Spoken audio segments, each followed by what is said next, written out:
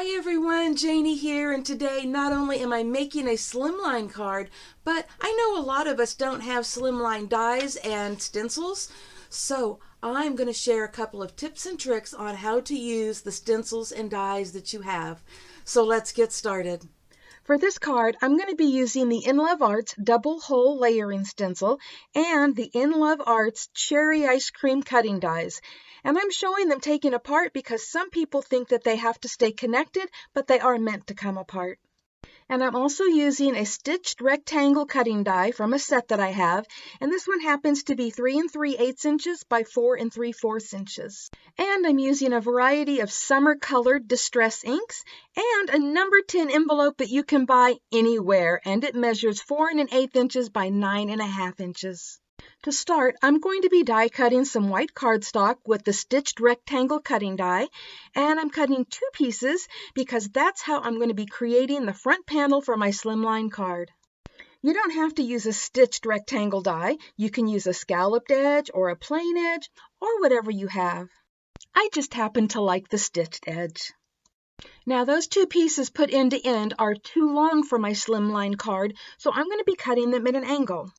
To do this, I'm leaving the one side at 4 3/4 inches, and then I'm putting a mark on the other side at 4 inches. By doing this, they'll be 8 3/4 inches long when I put them together, which is the size that I need. Now I'm putting both pieces of cardstock together facing forward, and I'm going to make that cut, and then when I flip them around, they will fit together perfectly. Now, if you don't want them at an angle like I did, you can always just cut them straight across. Now, before I start stenciling, I'm flipping the pieces over and using purple tape on the back side to hold them together. And now it's time to flip them over and start stenciling. I'm using Pixie Spray, which is a repositional adhesive for stencils, and of course the double hole layering stencil from InLoveArts. I'm just going to get that positioned where I want it, and then before I get started, I'm going to use the purple tape to create a hinge on one side in case I need to lift up the stencil and put it back down. And that's just another tip I wanted to share with you today. And now I'm going to start applying the distress ink, and I'm going to be doing that with a blending brush, and I'm going to be doing it at an angle because, well, as you know, I cut the cardstock at an angle, and that's the look that I'm going for. While I'm doing this, I just wanted to let you know that you don't have to use 4 different colors of ink. You can use as many colors as you like, or you can just use one color. And of course, you don't need to use distress inks. You can use distress oxides or whatever inks you have or whatever you like to use with your stencils. And if you're in need of stencils, InLoveArts has an amazing selection to choose from. And below in the description box, you will find a 25% off discount code. Okay, it's time to turn things around. I'm just getting it lined up the way that I want, but keep in mind that where those 2 pieces of cardstock meet up will be covered with a ribbon or embellishments or whatever you want, so it doesn't matter if your stenciling matches up perfectly. Okay, I'm about to make a mistake that I hope you don't make. I forgot to wipe off the stencil when changing colors, but at least I caught it right away and wiped it off before it turned into a disaster, or maybe not a disaster, just a color that I didn't want. Okay, it's time for the final reveal, and I think that it came out perfect. Okay, now it's time to work on the bottom panel, and I have done my favorite paper saving technique and used a cutting die, and now I have 2 pieces of glitter paper that I can use on another project. And you can also use a paper trimmer or scissors to do this. And you don't have to worry about those empty spots showing because the top layer of the card will completely hide that and no one will ever know. For the card base, I'm taking an 8 1/2 inch by 11 inch piece of cardstock and folding it in half. You can score it in half first if you have a scoreboard. And now you have a 4 1/4 by 11 inch card base, which is too big. But keep watching. I'm going to glue the bottom layer of the card up against the edge and then trim off the excess with scissors or a paper trimmer. And that way you don't have to worry if you would cut the card base the right size or if you'd cut the top layer the right size, because once you get it glued on and get those scissors or paper trimmer out, it's going to come together perfectly. I just love sharing these little tips and tricks with you. So here I've laid those 2 pieces of cardstock on the card top the way I want them, but I have not glued them down yet. This is the point where you can add some ribbon if you want to, and I'm using the shimmer trim. And the shimmer trim comes with an adhesive back so that when I put it across these 2 pieces, it will hold them together. You don't have to add ribbon or shimmer trim if you're planning on hiding the seam with embellishments. And now that I have the shimmer trim on there, I'm going to trim off the excess and it will be ready to glue to the top of the card.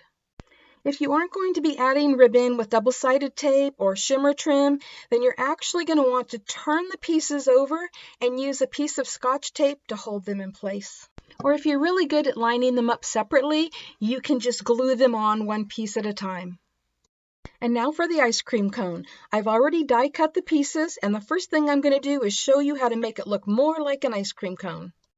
I'm going to use the spongy back side of a mouse pad, and on the back side of the cone, I'm going to use the small end of this embossing tool, or if you don't have that, you can use a bone folder. And with the help of a ruler, I'm going to create diagonal lines across the back of the cone, and when you turn it over, it looks like an actual ice cream cone. The detail shows up so much better in person.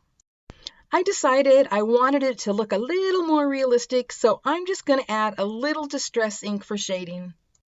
Now for the fun stuff. I'm going to be doing some heat embossing using Emboss It Dabber, which is like having an embossing ink pad in a bottle with a sponge top, and I'll be using some super thick clear embossing powder.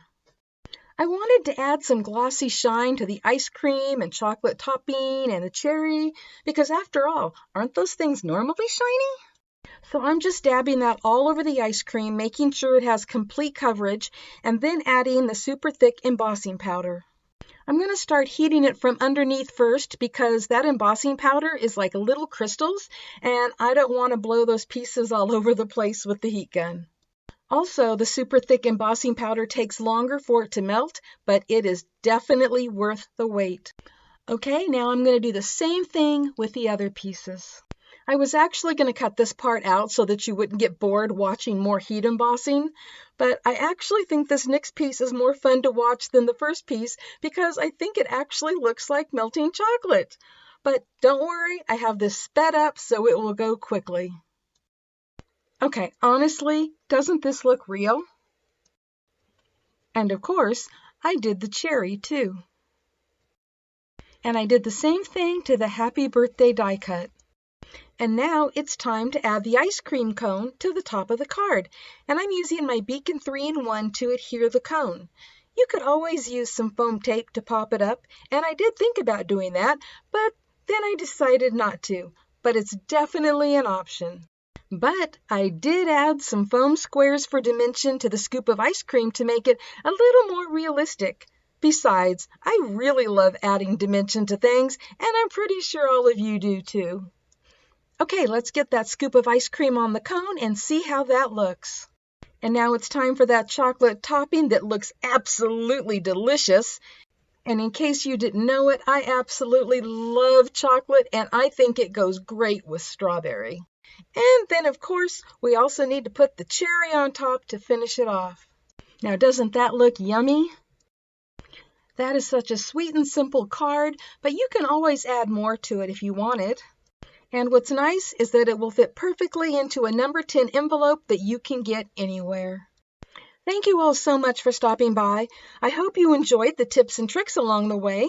And if you like what you saw, there will be links below to that cherry ice cream cutting die set and the double hole layering stencil from InLoveArts, as well as a 25% off discount code should you decide to shop there.